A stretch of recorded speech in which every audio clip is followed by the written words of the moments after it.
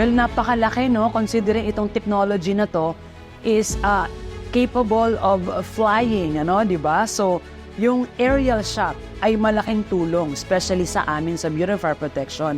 Not only search and rescue, in almost sensitive and the usual functions of man, whether you go into enforcement. As the new technology comes in, mas maraming features ang mga na pupunuan nila, yung mga maraming needs before.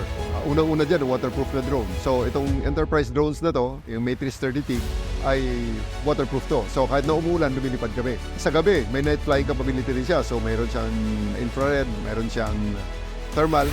Dahil yung hindi nakikita ng ating mga mata ay maaari natin gamitin ang thermal drone para ma-identify natin, lalong-lalo na po pag sa gabi. Ito ay isang turing namin the first responder. Yung risk ng ating mga rescuers, talagang malilesen mo yung panganib na pwedeng idulot sa kanila pagka gumagamit ka ng drone technology.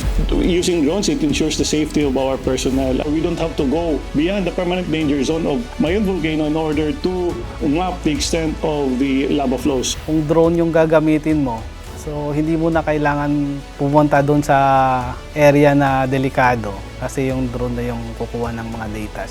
It has helped us a lot since 2020 and I could not, hindi ko ma-imagine na mawala pa itong technology nito sa amin. We need it, we want it, we wouldn't have to send people that long.